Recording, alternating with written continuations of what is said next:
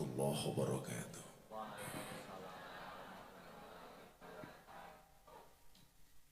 Alhamdulillahirabbil alamin wa kafa. Shalatu wassalamu ala sayyidina Muhammadil Mustafa wa ala alihi wa sahbihi ahli sidqi wal wafa. Amma ba'du.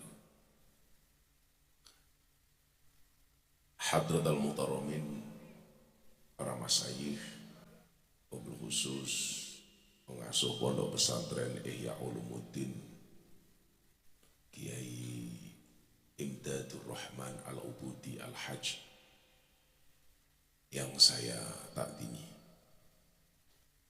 segenap sivitas kampus Unuga Universitas Nahdlatul Ulama Al-Ghazali, hadir Ibu Rektor Dr. Umi Zulfa MPD, manusia penuh dosa, Ketua BPP Unuga Bapak Kiai Haji Lubbul Umam MI, juga hadir Sekda Cilacap Bapak Awaluddin Muri, serta jajaran Forkopincam Kesugihan Cilacap, mahasiswa dan mahasiswi, serta mahasiswa dan mahasiswi expired yang saya hormati. Kenapa saya katakan expired? Konsep orasi kebangsaan saya itu sasarannya siswa-siswi, mahasiswa-mahasiswi. Lah kok ini tuwek-tuwek di belakang itu kan. Saya bersyukur, saudara, siang hari ini saya baru bangun tidur. Saya sudah beberapa hari nggak tidur.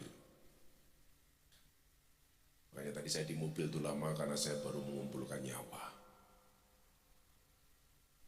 Bersyukur siang hari ini saya bisa sowan ke Unuga Universitas Nahdlatul Ulama Al-Ghazali. Mudah-mudahan pertemuan ini ada berkahnya. Kenapa tadi saya katakan tujuannya itu untuk kampus dan anak-anak sekolah? Saat pandemi berlangsung, orang nggak bisa ngaji. Saat itu saya ngamati pengajian dilarang, tapi tempat nongkrong masih buka.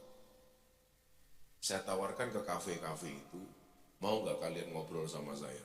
Nggak usah mengeluarkan biaya, semua yang nanggung saya. Termasuk siang hari ini. Kenapa yang dipilih Unuga? Karena kalau nunggu rektor Unuga ngundang saya, nggak punya anggaran, nggak ada anggaran. Ya karakternya yang bau-bau NU kan begitu. Jadi kalau bedanya rektor Unuga sama pengacara itu kan satu. Kalau pengacara itu masalah jadi duit. Kalau rektor Unuga duit jadi masalah. Tapi saya yakin Ibu Rektor ini pasti pinter cari uang, karena perempuan tuh hatinya seperti rekening bank, nggak mungkin berbunga kalau nggak ada saldonya. Cuman problemnya satu, pejabat tuh kalau perempuan lebih menakutkan dibandingkan laki-laki. Wong wedok kira di jabatannya medeni apa meneh rektor. Nah, waktu itu saya bilang sama kawan-kawan saya di kafe-kafe, ini bukan kafe-kafe yang itu ya, tapi kafe-kafe tempat nongkrong. Kalian mau nggak ngobrol-ngobrol sama saya? Waktu itu awalnya konsepnya ngobras Bu, ngobrol santai bareng Gus Miftah. Tujuannya apa? Jadi begini, gara-gara pandemi, orang takut mati itu tinggi. Karena takut mati, maka mereka berusaha belajar agama secara instan. Celakanya adalah banyak anak-anak muda ini yang mencoba belajar agama tapi menemukan circle yang salah, komunitas yang salah. Yang kedua, salah menemukan guru. Makanya saya pernah punya kalimat yang sangat viral.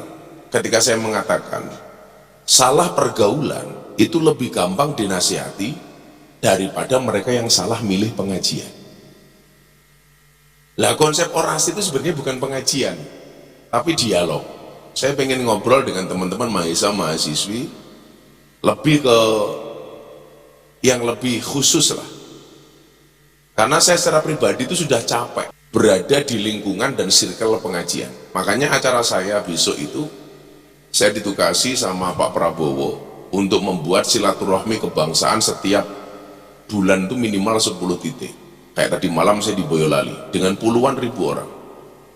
Konsepnya bukan pengajian, tapi kita ngobrol yang mungkin lebih spesifik lah, kira-kira begitu. Nah, orang takut mati, maka kemudian konsentrasi mereka terhadap agama itu tinggi. Celakanya, satu, mereka bergaul dengan teman yang salah. Makanya kemudian Ibnu Athaillah As-Sakandari dalam kitab Hikam itu beliau mengatakan begini, la tashab man layun hiduka haluhu walayadulluka alallahi maqalu. Janganlah bersahabat dengan orang yang tindakan-tindakannya tidak membuat kamu terengginas dan perkataannya tidak mengingatkan kamu kepada Allah. Diksi yang digunakan oleh Ibnu Athaillah itu bukan teman, tapi sahabat. Kalimat sahabat itulah yang mendorong saya dulu kenapa saya ikut pergerakan mahasiswa Islam Indonesia, PMII. Kenapa?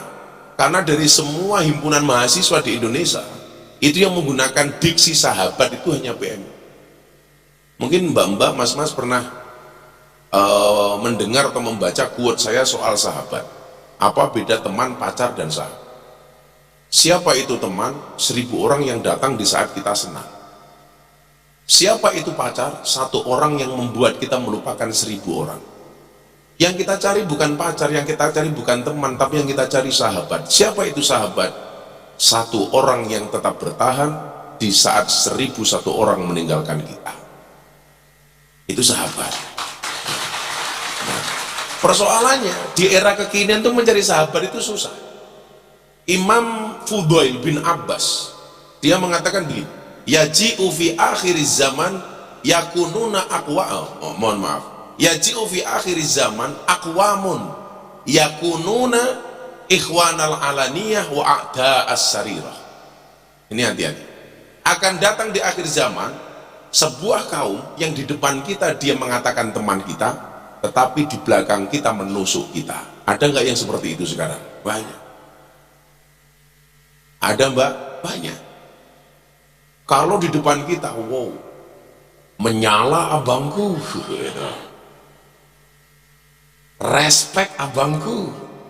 Tetapi di belakang kita, dia menjelek-jelekkan kita. Jangan ya dek ya, jangan. Nah, karakter orang-orang model kayak gini sekarang banyak. Makanya kemudian ada bahasa itu, becek ke titik Allah ketoro, wis kebacut tak bribik ditikung karo konco.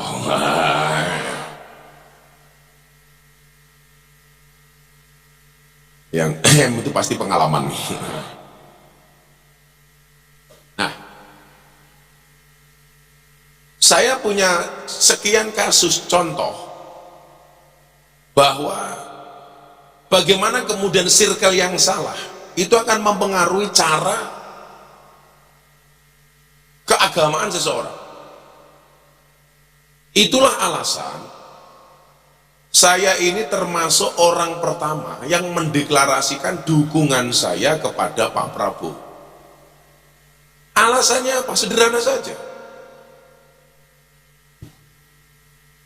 Keagamaan seseorang itu tergantung koncone. Kalau temannya keras, cara beragama dia juga keras. Kalau temannya itu lembut, cara beragamanya pasti lembut. Dan itu alasan kenapa Master Corbuzier dulu dari sekian pintu masuk Islam yang saya tawarkan kepada dia, kenapa akhirnya dia tetap bersikukuh untuk masuk Islam melalui saya. Kalau orang kemudian menganggap itu pansosnya Dedi atau Miftah terhadap keislaman Dedi itu salah besar. Sebulan sebelum dia masuk Islam, dia sudah telepon saya, Gus, I will to be a Muslim. Saya pengen jadi orang Islam. Saya tanya, why? Do you know about Islam? Aku tuh nggak paham banget tentang Islam. Pemahaman saya terhadap agamamu itu ya biasa-biasa saja lah, dia bilang. Terus saya tanya, if you don't know about Islam, why you will to be a Muslim? Kalau kamu itu nggak paham Islam itu apa, kenapa kamu pengen jadi orang Islam? Jawaban dia apa, Pak? Sederhana banget. Karena saya melihat Anda. Maksudnya, because your Islam is enjoy, relax, and happy. Islammu itu asik, menyenangkan. Enjoy. Saya itu kan orang yang tidak pernah menampakkan masalah saya di hadapan orang lain. Saya itu nggak pernah mau kelihatan susah di hadapan orang lain. Karena bagi saya miskin atau kaya itu mindset. Orang kaya banyak sambat, miskin. Orang miskin nggak pernah mengeluh, kaya. Dan saya ini orang yang nggak pernah mengeluh. Bawaan saya harus happy, harus menyenangkan. Karena wa ma nursilul mursalina illa mubasyirin. Pertama perintah untuk menyampaikan risalah itu harus menyenangkan. Coba saya mau tanya sama mahasiswa. Kalau kalian punya dosen yang membuat kalian senyum di kelas sama yang merengut, kira-kira kamu pilih yang mana? Senyum dong. Wis dosen killer, merengutan. Lak menehi biji pelit. Dosennya ya teko. Ya wedok. Jenenge ya Zulfa.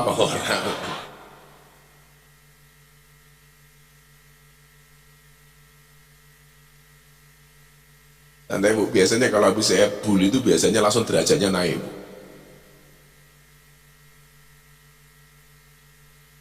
Nah, apa? Akhirnya Dedi itu waktu itu saya bilang gitu, kan kamu punya banyak temen, Ded. Kok kamu masuk Islam sama yang lain saja? Mas Dedi itu sudah belajar Islam sejak zaman Ustadz Jeffrey Al-Bukhari, almarhum. Artinya apa? Sudah sekian lama. Dengan A.A. Kim beliau baik, dengan Ustadz Wijayanto teman syuting di Hitam Putih. Saya ini termasuk apa? Kaul yang baru, kaul kodimnya itu. Saya kaul jadid. Di mata Deddy Corbuzier itu saya termasuk bukan kodim tapi jadid. Tetapi kemudian ketika saya tanya, kenapa kamu ngeyel pengen masuk Islam melalui saya? Jawabannya ini yang menarik. Dia bilang begini, kan dulu Gus pernah mengatakan sama saya tuh, apa bro? Keislaman, wajah Islam seseorang itu tergantung pintu masuknya. Kalau pintu masuknya keras, maka cara berislamnya juga akan keras. Dan ini yang sekarang mulai banyak terjadi di Indonesia. Makanya kemarin di Bali di acara Rakernis Barreskrim Mabes Polri, saya diminta untuk ngisi acara seminar. Saya bilang apa? Salah satu bentuk keadilan Tuhan di Indonesia itu, Bu, dengan menciptakan pulau seindah Bali dengan mayoritas orang non-Islam yang ada di dalamnya. Coba Anda bayangkan, kalau di Bali itu mayoritas Islam, apalagi Islam keras. Begitu masuk Pantai Kuta, di situ ada mbak-mbak berjemur sumur, susunya dijemur, wah itu kan. Orang Islam ini masuk, Bu, langsung teriak takbir, kira-kira bubar apa orang? Makanya Allah takdirkan Bali itu seindah itu, kemudian mayoritas orang di dalamnya non-Islam. Maksud saya apa? Ya ini bentuk keadilan Tuhan. Wadu usyai'in fi mahali, meletakkan segala sesuatu pada tempatnya. Loh, karena mereka non-Islam, ya sudah, berbuat semua mereka. Mau buka-buka aurat macam-macam, ya sudah. Dan Allah spesifikkan itu hanya di Pulau Bali. Makanya sekarang banyak pantai yang mungkin lebih indah atau minimal sama dengan Bali, tapi kadang-kadang nggak maju, Pak.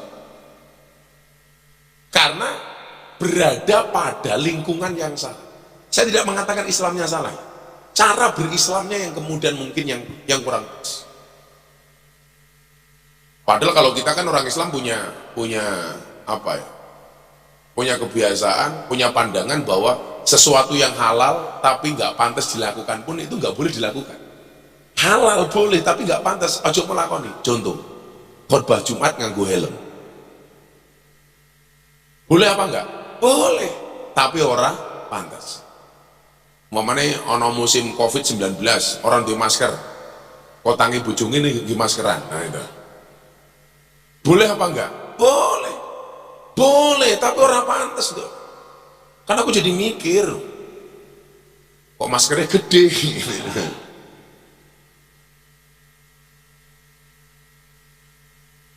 Bu Rektor, saya mau tanya, ini ilmiah. Saya tuh kalau masuk pasar itu agak bingung. Saya masuk pasar, mau mall, mau pasar, itu sama. Kenapa? Celana dalam perempuan itu dijual secara tercecer. Sementara celana dalam laki-laki dijual di dalam kotak. Aku belum ketemu jawabannya kan saya. Bapak sadar mboten nggih ta? Lak sempake wong wedok kuwi ditoto Pak siji loro telu menuduk kayak gitu. Dikasih patung, dikasih apa namanya itu? Apa? Manekin.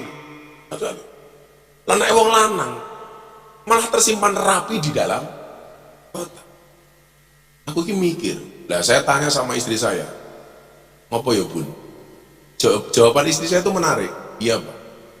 Kenapa sempak perempuan itu dijual tercecer, sempak laki-laki dijual di dalam kotak? Karena kalau sempak laki-laki dijual tercecer, berpotensi burungnya lari kemana-mana. Lagi codot ya.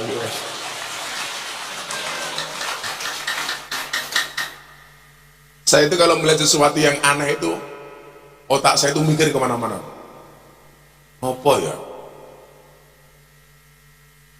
Nah, kalau pintu masuknya keras, ya Islamnya keras. Kalau pintu masuknya ini suka marah, ya mohon maaf, bentuk Islamnya juga penuh dengan kemarahan. Tapi sebaliknya ketika pintu masuknya ini lembut, ramah, ya Islamnya akan lembut dan penuh dengan keramahan. Dan Dedi bilang, kalau saya harus masuk Islam, this is with you not others. Ini harus dengan kamu, bukan dengan yang lain. Saya tanya, kenapa Ded? Islam kamu itu asik. Saya dulu kenal kamu gara-gara kamu viral di klub malam. Saya undang di acara Mas Deddy Corbuzier itu, kopi susu. Ya hitam putih lah kopi susu, goblok. Tapi resikonya berat. Kayak saya kemarin di Surabaya itu acara pembukaan coffee cafe. Bintang tamunya saya, Denny Caknan, Delalah itu MC-nya Nikita Mirzani. Nikita Mirzani itu kan salah satu artis yang nggak manut dengan siapapun, tapi manut saya nasihat. Karena saya ngerti psikologinya Nikita Mirzani. Nikita Mirzani itu alumni Gontor. Dia sampai kelas 3 sanawiyah, tapi nggak lulus. Kalau mungkin dia lulus sampai aliyah, mungkin jadinya kayak Mama Dede. Dan anak itu cerdas. Anak itu cerdas. Selama ini dia bersikap kontroversi di media sosial itu hanya untuk menaikkan trafficnya. Karena kalau trafficnya naik, endorse-nya juga naik. Nih kita itu pernah endorse-nya itu satu hari menghasilkan 2 miliar rupiah. Sehari dia posting IG story, karena trafficnya tinggi yang nonton banyak, sehari menghasilkan 2 miliar. Jadi dia tuh bersikap, berperilaku kontroversi itu sebenarnya hanya untuk apa? Strategi dia untuk menaikkan branding dan traffic medsosnya. Makanya saya bilang sama orang-orang, Islam di Indonesia itu unik. Uniknya di mana? Nggak jilbaban, nggak nutup aurat, tapi sholat. Contohnya nih kita ini. Sementara di Timur Tengah itu banyak orang yang nutup aurat, tapi nggak sholat. Loh, saya kan pernah ke Mesir, saya pernah ke Aljazair, kemana-mana. Mereka banyak yang nutup aurat, tapi nggak sholat. Di Indonesia buka-bukaan, tapi ya sholat. Ini kita berjanji, ya sholat. Malam Jumat takon yasinan, ya yasinan. Ya sholawat, sedekahnya kenceng. Ya gede. Pahalane goblok gitu. Kamu mikir apa gitu loh.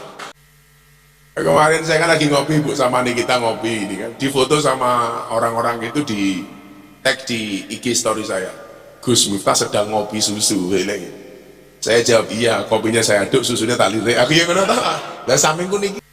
Ini beragama yang menurut saya asik. Lah problemnya kemudian adalah banyak orang yang mulai kenal agama itu mabuk agama. Apa ciri-ciri orang yang mabuk agama? Merasa dirinya benar, dengan begitu gampang menyalahkan orang lain. Menganggap apa yang dia lakukan benar, dan begitu gampangnya menyalahkan orang lain. Contohnya sekarang lagi viral kemarin ditangkap sama santrinya Ki Azaim, seorang pesilat yang nggak pernah kita tahu di mana belajar ngajinya, tahu-tahu seolah-olah menjadi ahli agama. Siapa itu yang di TikTok itu? Harry Pras. Ini menurut saya kesalahan dia di mana? Kesalahan dia cuma satu, mabuk agama yang tidak didasari dengan belajar yang baik, tidak punya guru. Makanya dalam hasanah Ahlus Sunnah mencari guru itu hukumnya wajib. Makanya kemudian dalam kitab taklim itu ada dawuh begini, al ilmu bila syaikhin fasyaikhuhu syaiton. Ilmu tanpa guru, gurune setan. Salah milih guru, gurune mbahne setan. Itu berangkat dari fas'alu ahla dzikri in kuntum la ta'lam. Makanya taklim itu jangan dipahami kitabnya guru, itu kitabnya murid. Kalau taklim itu dipahami sebagai kitabnya guru, itu seolah-olah menjajah murid. Bukan guru yang butuh mulang taklim ke murid, tapi muridlah yang butuh untuk belajar taklim. Bahasa ini hampir senada ketika Pak Prabowo itu datang ke pondok saya bulan April 2023. Saya bilang sama beliau, bukan Bapak yang butuh jadi presiden, tapi saya rakyat Indonesia yang butuh melihat Bapak menjadi presiden. Kenapa Gus? Karena bagi saya hari ini, mohon maaf, jenengan Mas, saya bilang ke Mas Prabowo waktu itu, sudah finish by yourself. Urusan Anda itu sudah selesai. Kalau orang kayak saya, kayak ibu ini kan masih perang dengan dirinya sendiri lah. Pak Prabowo itu orang yang sudah finish by himself. Artinya apa? Hidupnya sudah mapan, sudah cukup. Yang beliau inginkan hanya satu, memberikan dedikasinya untuk bangsa ini. Makanya ketika kemudian saya bilang seperti itu, oh gitu ya Gus? Iya Pak. Bapak itu hari ini duduk saja, kami yang butuh menjadikan Bapak sebagai presiden. Saya pancing, Mas, kalau jenengan jadi presiden, apa sih sebenarnya yang mau dilakukan? Beliau jawab begini, sambil berkaca-kaca, Gus, saya itu hanya pengen mengembalikan hak-hak rakyat Indonesia. Saya itu pengen melihat rakyat itu kembali tersenyum setelah mendapatkan hak. Dan demi Allah, kalau rakyat sudah mendapatkan haknya, rakyat kembali tersenyum, saya pengen meninggal dalam keadaan tersenyum. Mesti saya kalau ngomong ini merinding. Saya bilang, loh, ini membuktikan bahwa orang ini sudah tidak punya kepentingan apapun. Makanya ketika orang-orang itu tanya, Gus Miftah sejak kapan Gus Miftah itu mendukung Pak Prabowo? Saya bilang, Ru'yatul Hilal belum nampak, saya sudah isbat.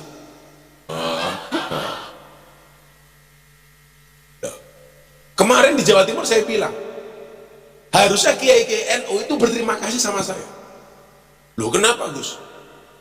Saya itu kan masuk mendampingi Mas Prabowo, yang kembali tadi saya bilang, latashab man nayuliduka halu walayadulluka alallahi maqalu. Kan kita tahu 2014 circle-nya Mas Prabowo itu seperti apa? Orang-orang keras, FPI, HTI, macam-macam, 212 di sana. Kenapa kok saya kemudian masuk di lingkungan? Dalam rangka menjaga circle itu supaya tidak dimasuki oleh orang-orang itu. Dan ini menjadi salah satu konsensus saya dengan Pak Prabowo. Mas, saya nggak mau orang-orang keras itu masuk waktu itu ya Gus, ya. Itu bagi saya tidak nambah suara Mas Prabowo, tapi mengurangi. Oke Gus, kalau ada orang itu masuk ke lingkungan Mas Prabowo, saya akan keluar. Ini jauh hari sebelum pemilu Pak. Makanya kalau hari ini ada orang bilang begini, Bu, Kiai itu nggak usah politik-politikan, Kiai itu nggak usah begini-begini. Itu jelas kalimatnya orang fasik. Kenapa demikian? Karena kalau ada kiai di sekeliling kiai, orang fasik ini nggak bisa masuk. Kalau kiainya minggat, fasiknya yang masuk. Makanya sejarah mencatat orang hebat, pemimpin hebat itu rata-rata dikawal oleh kiai, oleh wali. Makanya ada istilah raja wali. Makanya kalau kamu pengen jadi raja wali gampang. Kalau kamu punya istri galak, kamu berpotensi menjadi wali. Tapi kalau kamu punya istri manut, kamu berpotensi menjadi raja. Kok istrimu kadang-kadang manut, kadang-kadang galak, raja wali.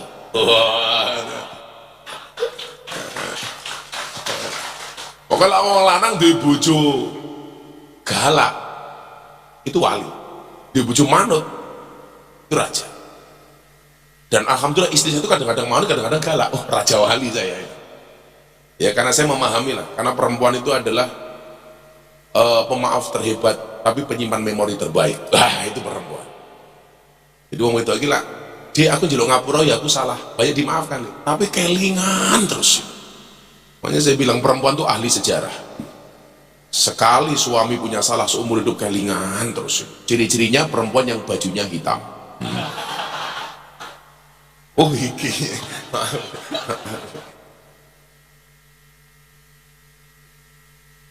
Jangan ya Dik ya. Sallallahu ala Nabi Muhammad. Nah, demikian juga dengan kalangan-kalangan sekolah dan pelajar.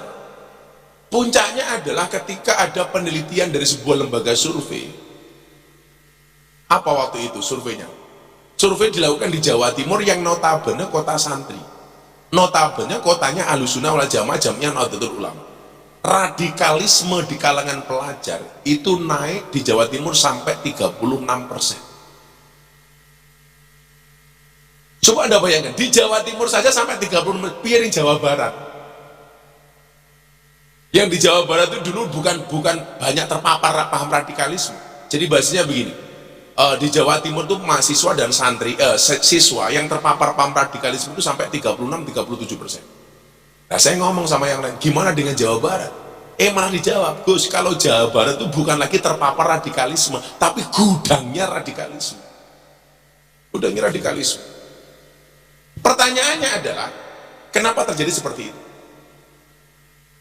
Orientasi dakwah Ahlussunnah ini perlu dirubah, Bapak Ibu, adik-adik. Ini calon-calon dai, calon-calon daiyah ini tak sampaikan. Ini orientasinya ini perlu dirubah. Saya itu sangat menyayangkan ketika kiai-kiai NU itu hanya apa? Mencari ikan yang sama di kolam yang sama.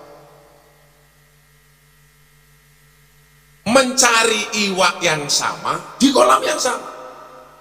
Yola iwaknya gede, cetol, teri, sehingga dikit-dikit masalah. Inilah latar terusnya kajian ini ngeri. Rebutan iwak sing podo neng kolam podo. Lah saya itu nggak mau terjebak di wilayah itu. Saya harus ekspansi keluar. Bagaimana kemudian dakwanya orang NU ini tidak hanya dinikmati oleh orang NU, tapi juga orang di luar NU. Saya nggak mau kemudian ada klasifikasi, NU itu dengan kejumudannya cukup ngurusi orang-orang grassroots, orang-orang bawah, urusan middle high, menengah ke atas bukan urusan NU dan lain sebagainya. Ini saya nggak sepakat. Dan saya mendobrak paradigma itu. Bagaimana kemudian dakwahnya orang NU itu kemudian bisa diterima di kalangan atas. Dan ternyata benar. Sebelum era TikTok menggempur kita hari ini, saya sudah di wilayah itu.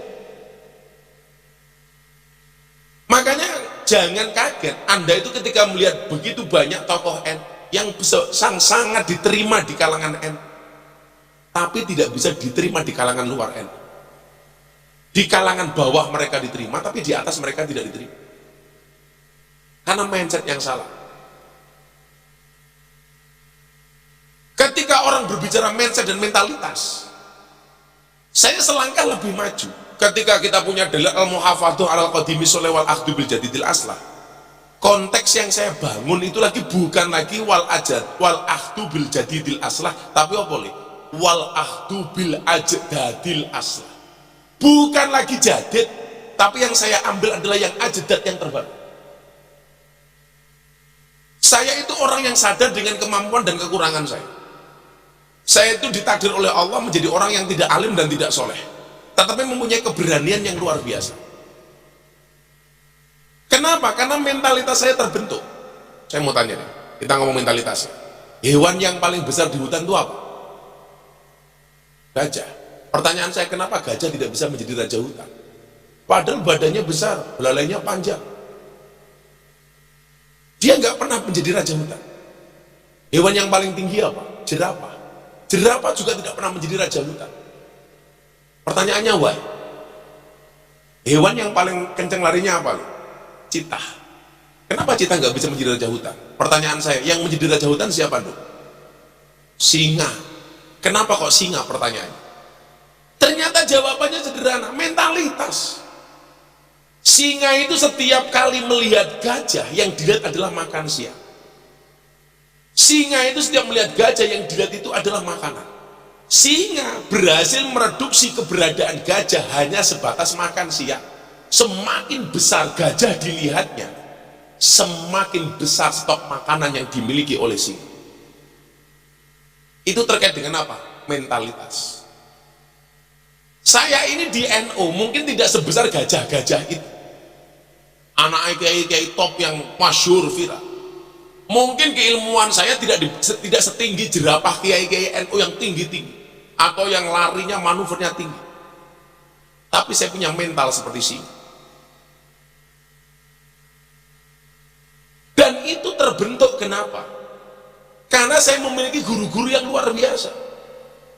Di Kendal saya punya guru almarhum almarhum Mbah Dimyati Rois, yang beliau ketika saya waktu itu dikritik, dibully habis-habisan, gak berhenti-berhenti gara-gara saya ceramah di gereja waktu itu tahun 2021. Sepanjang hidup saya dakwah, pembulian yang paling besar ya ini. Dulu saya masuk kafe dibully ya standar lah, itu aja. Deddy Corbuzier masuk Islam, saya dibicarakan orang lebih banyak dianggap prestasi dibandingkan madorot. Tapi begitu saya ceramah di gereja, diposting sama Deddy Corbuzier sehari 24 jam ditonton 7 juta kali, yang komentar 100.000. Miftah kafir, saya marah enggak. Miftah kafir, hurra popo, sahadat meneh. Sudah la ilaha illallah wa Muhammad.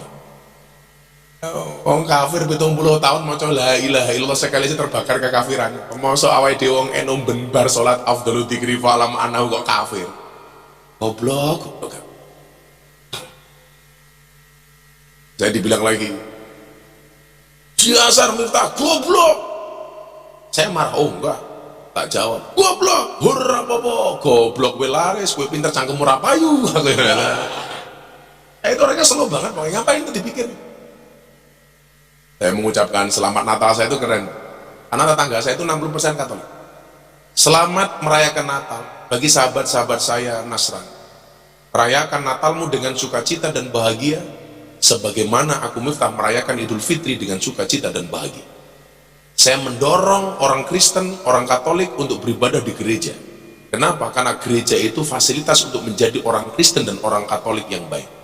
Kalau orang Kristen dan orang Katoliknya baik, orang Islamnya aman. Saya mendorong orang Islam untuk beribadah di masjid, karena masjid itu fasilitas untuk menjadi Muslim yang baik. Kalau Muslimnya baik, Kristennya aman, Katoliknya aman. Kalau Kristennya baik, Katoliknya baik, Islamnya baik, Hindunya baik, Budanya baik, Konghucunya baik, maka Indonesia akan menjadi negara yang aman. Karena bagi saya, beda agama itu bukan musuh, tapi partner dalam kebaikan. Saya ngomong begitu, mengucapkan selamat Natal, Miftah Kristen. Gara-gara mengucapkan selamat Natal untuk orang Kristen. Ya nggak segampang itu, Ferguson. Nggak bisa, Yura, nggak bisa. Kalau memang gara-gara ucapan langsung menjadikan seseorang berubah. Saya kemarin 10 November mengucapkan selamat Hari Pahlawan. Saya nggak jadi Avenger. Itulah. Apa aku langsung inilah Yora. Saya mengucapkan Hari Ibu tetap menjadi bapak. Ya kamu yang jomblo-jomblo itu mengucapkan selamat menikah untuk temenmu, kamu tetap jomblo. Iya. Sakno. Tapi apa-apa. Jomblo itu ternyata investasi. Bentar ya, relax dikit, tinggalkan kajian tadi. Ternyata jomblo itu investasi. Kok investasi Gus? Iya, itu investasi surga. Soalnya ada hadis begini, man asyako fa'afa fakatama famata syahidan. Barang siapa jatuh cinta fa'afa, kemudian dia mampu menahannya, fakatama, dan dia mampu menyembunyikannya, famata kemudian dia mati, mata syahid, dan maka dia mati dalam keadaan syahid. Syaratnya satu, ketika dia jomblo dia tidak bermaksiat. Wih beda lah jomblo moro-moro makanya gang sadar, wih beda gitu. Tapi umumnya wih jomblo ngempet orang maksiat, cintamu kalau cawe itu ditolak, nggak apa-apa, kamu nikmati saja. Kondilah pengajian moro-moro mati kesetrum listrik lah, itu insya Allah matinya mati sangit. Tapi memang undang-undangnya wong seneng iku kudu kon ngomong. Iki jomblo kandhane ya. Kowe seneng, kowe ora kena ngomong, Pak. Idza ahabba ahadukum sahibahu falyatihi fi manzilihi falyukhbirhu annahu yuhibbuhu lillah. Loh, kon ngomong. Jadi ketika seorang itu seneng, datanglah ke rumahnya kemudian katakan kepadanya, "Dek, aku suka sama kamu karena Allah." Soal ditolak santai, cinta ditolak, Gus Samsudin bertindak. Nah, santai santai. Saya dulu tuh di kampus, Bu, di UIN Jogja itu. Satu kelas dia nggak punya pacar, cuman saya sendiri. Bukan saya nggak mau, nggak ada perempuan yang mau sama saya itu. Saya tuh KKN di Sleman Barat, 9 orang. Cowoknya 5, ceweknya 4. Cowok 5 itu nggak punya motor, cuman saya sendiri. Yang cowok 4 yang pacaran, semuanya pacaran sama mbak-mbaknya yang 4. Yang nganggur saya sendiri. Malam minggu itu saya di posko sendiri, yang lain pacaran semua. Tolong somen nurin. Saya dibully sama teman-teman, cie jomblo cie. Saya marah, enggak, malah saya jawab, sorry, bintang itu indah untuk dilihat, bukan untuk dimiliki. Jadi saya santai. Waktu itu saya jawab, saya jomblo bukan karena saya nggak laku, tapi karena memang nggak ada yang mau. Tapi hari ini, sorry, di balik kesuksesan seorang laki-laki akan ada banyak wanita yang menyesali. Jaduknya karo Gus Miftah telat, cok. Santai wae. Makanya kalau udah punya pasangan ya gak usah lihat-lihat yang lain. Ingat, seindah apapun pelangi akan kalah dengan namanya matahari. Kenapa? Karena yang indah sesaat akan kalah dengan yang selalu ada setiap saat.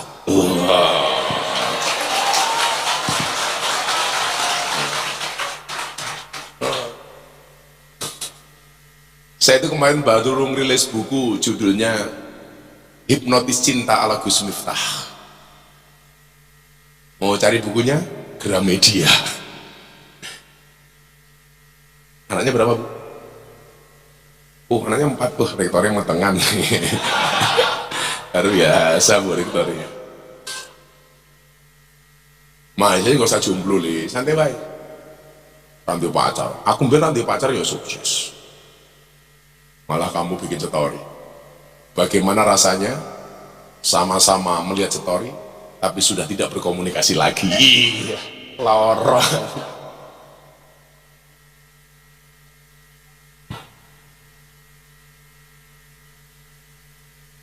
Yang tua-tua guyu apa ya paham gitu. Terus tua melu-melu. Oh, pernah juga tahun 1700 kayak janda umur 60 tahun jamaah saya punya Facebook. Facebook itu kan rata-rata kalangan tua ya. Nah, TikTok itu kan anak-anak muda. Masa bikin status jam 12 malam begini, ada nggak yang mau jadi imamku? Ya Allah, rondo 60 tahun gitu.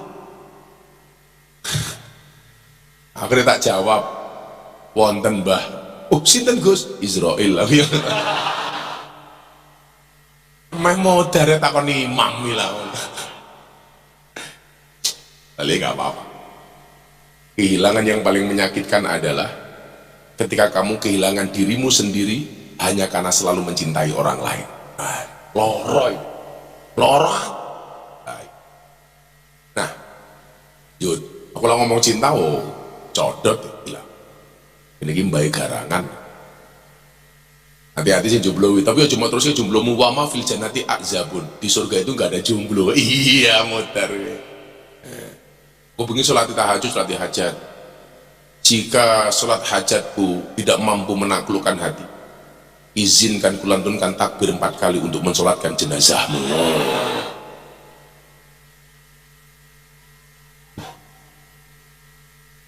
Allah.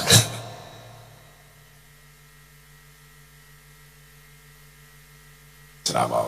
Kalau Bu Rektor memahami cinta beda usia itu nggak apa toh? Oh nggak apa.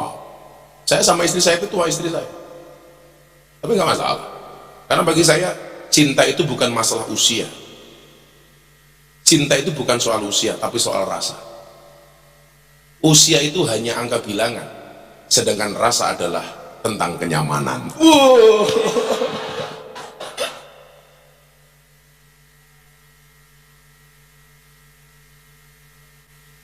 Gak masalah kita gak seumuran, tapi boleh dong akhir umurku untuk kamu. Iya.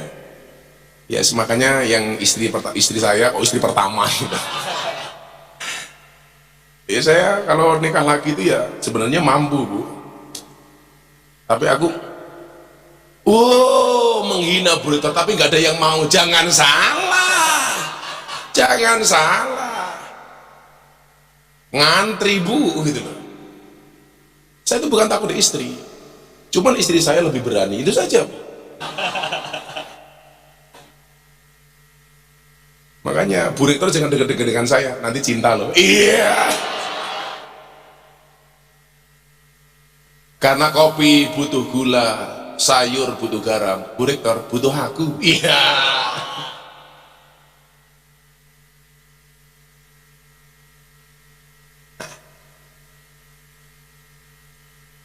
Saudara Nabi Muhammad ya. Rasa mancing-mancing buat apa aja.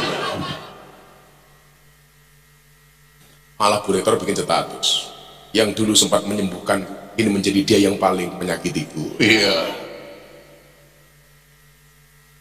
Bu Rektor umurnya berapa tuh? Oh 50. Oh itu wes.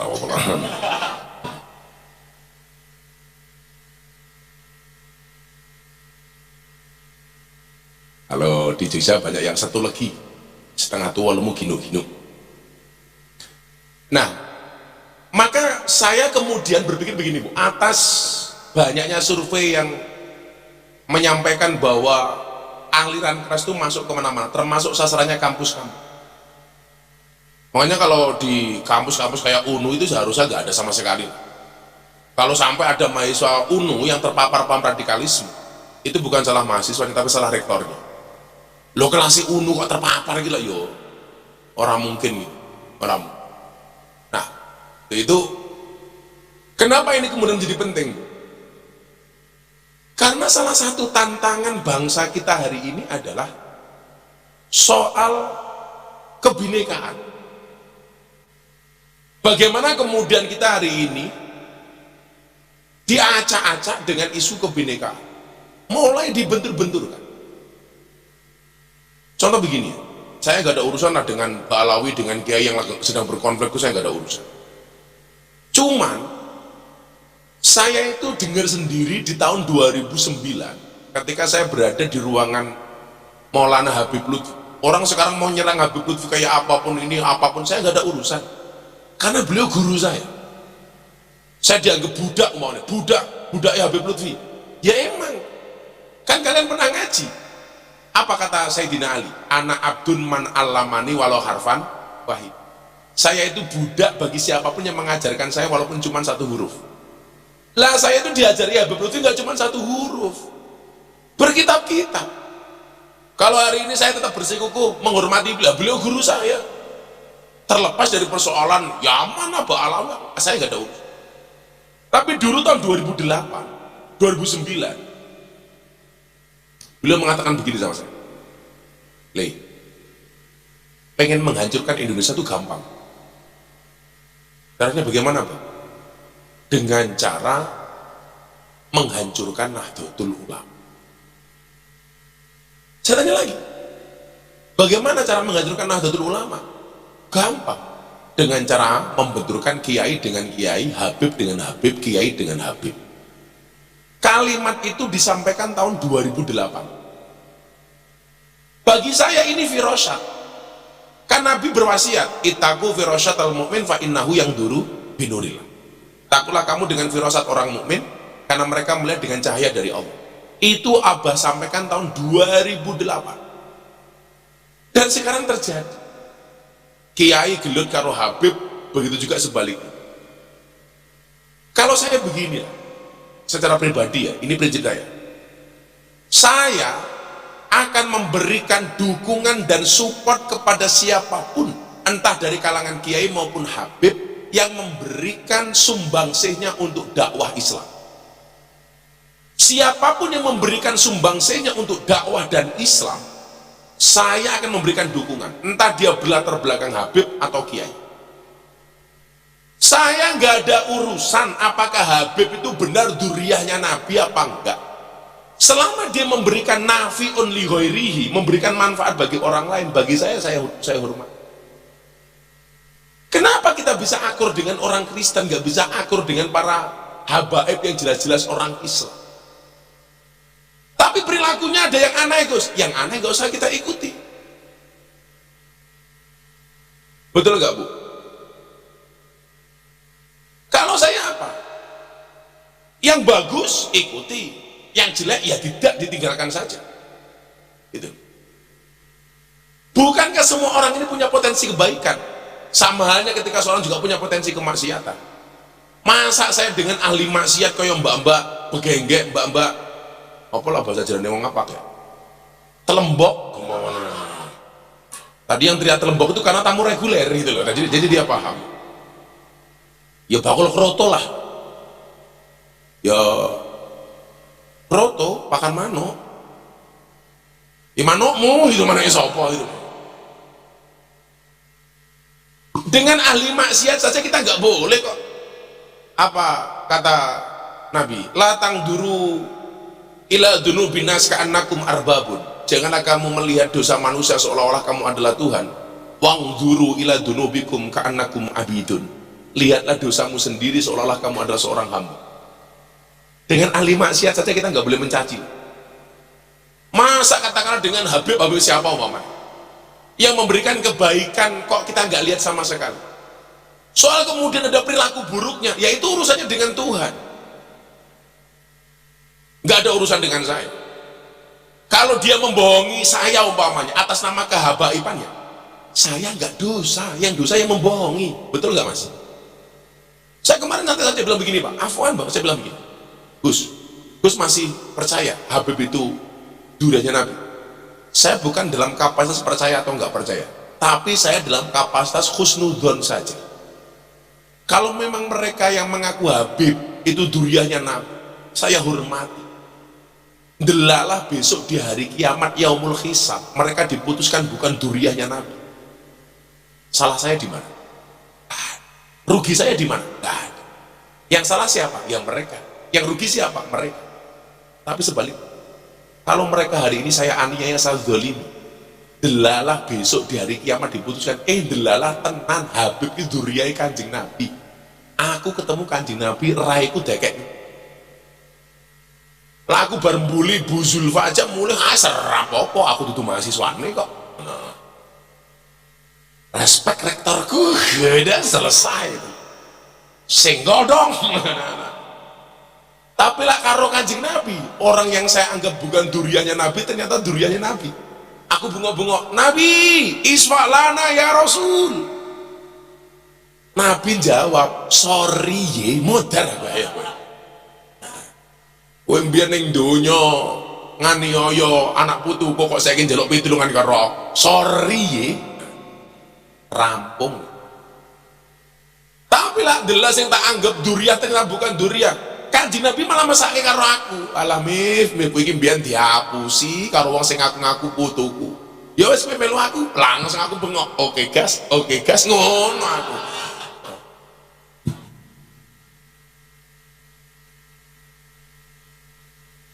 Oke, jangan sampai kemudian paham-paham keras itu masuklah ke lingkungan kampus kita, ke lingkungan asrama kalian dan sebagainya. Karena ini ancaman. Contoh, acara saya semalam di Boyolali itu saya kasih tagline apa? Saya kasih judul besar apa? Silaturahmi kebangsaan. Tagline-nya apa? Terima kasih Pak Jokowi, selamat datang Pak Prabowo. Kenapa saya lakukan? Karena salah satu ciri-ciri orang yang beraliran agak keras itu, mohon maaf, gak percaya dengan pemerintah, dengan segala sumbangsihnya. Padahal kita diajarkan man lam yaskurin nas lam yaskurillah. Barang siapa yang tidak bisa berterima kasih kepada manusia, dia tidak akan bisa bersyukur kepada Allah. Apapun itu, kayak Pak Jokowi selama 10 tahun dedikasi dan sumbangsinya untuk bangsa ini jelas. Apalagi untuk NU. Walaupun dibully gara-gara ada usaha iup tambang untuk NU. Itu keputusan pemerintah ya sudah. Muhammadiyah juga menerima. Makanya saya bilang, NU dan Muhammadiyah dulu dipisahkan oleh kunut, sekarang dipersatukan oleh tambang. Wah, ya serapapong ini pemerintah, baik hati. Ya, dan yang hebat Pak Bahlil, NU Muhammadiyah dulu dipisahkan oleh tahlil, dipersatukan oleh Bahlil. Wah. Ya kalau kemudian mau protes ya silakan. Tapi bagi saya mungkin itu cara pemerintah untuk memberikan pengelolaan tambang ini kepada masyarakat melalui NU dan Muhammadiyah dan organisasi-organisasi yang lain. Ciri-ciri mereka itu apa? Nggak mengakui eksistensi pemerintah, bahkan menganggap pemerintah ini kafir dan lain sebagainya. Padahal kalau kita lihat ya mohon maaf, Pak Jokowi 10 tahun memberikan sumbangsinya yang luar biasa untuk bangsa ini. Contoh, kita akui apa enggak, pandemi COVID-19 itu semua negara di dunia berusaha keluar dari zona itu, dan ternyata Indonesia bisa menjadi 4 besar negara yang keluar dengan baik dari pandemi COVID-19.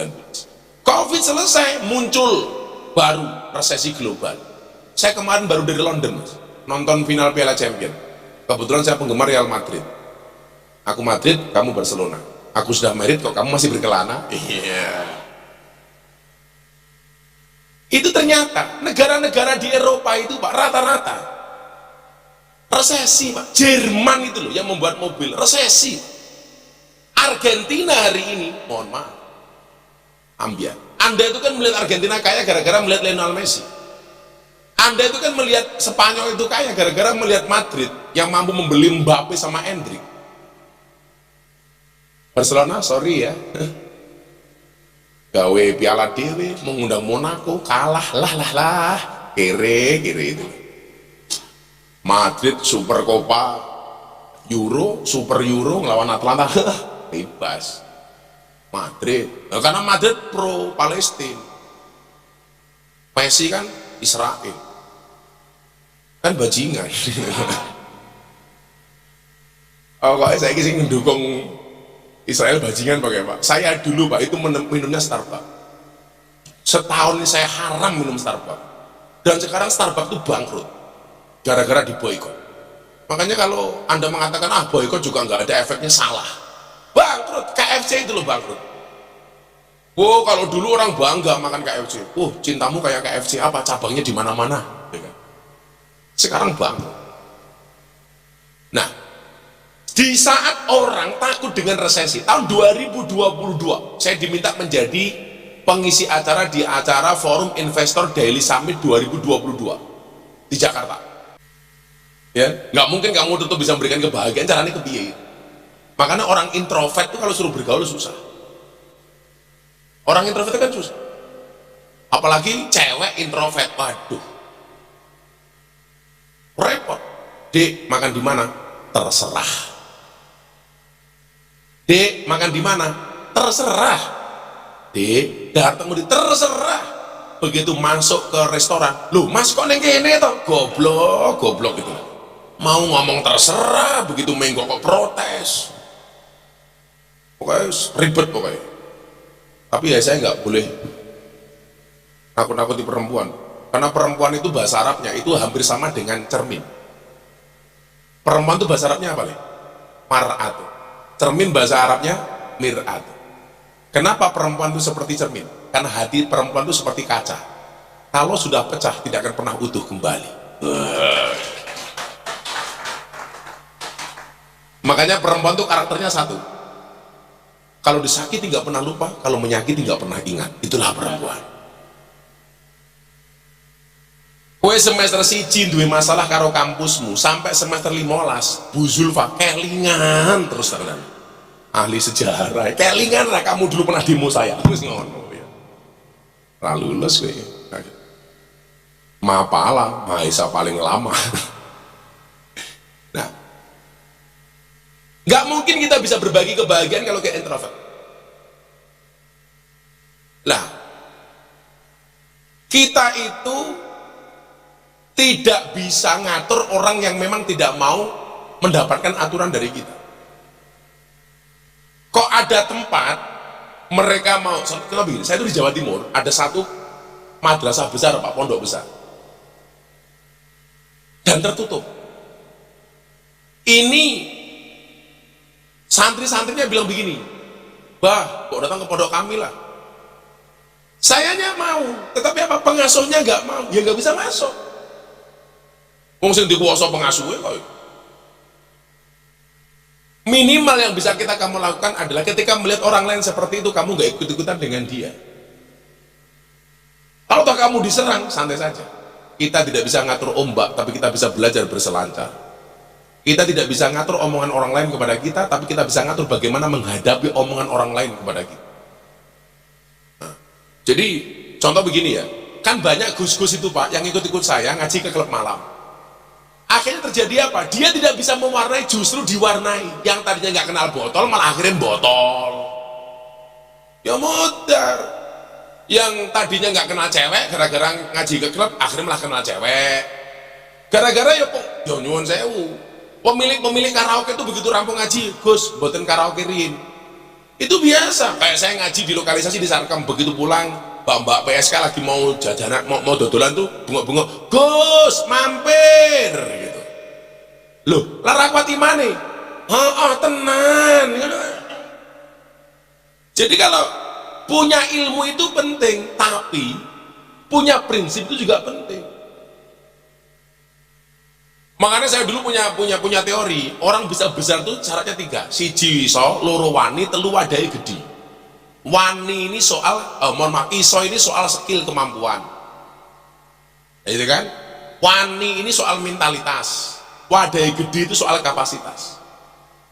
Mungkin yang punya ilmu lebih banyak dibandingkan saya banyak Pak, untuk ngaji di klub malam, pasti banyak.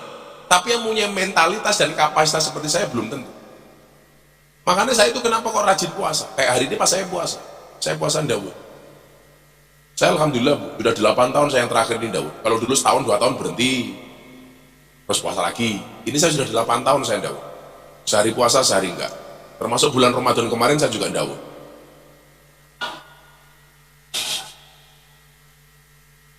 Kan istiqomah. Kita istiqomah, kita konsisten gitu.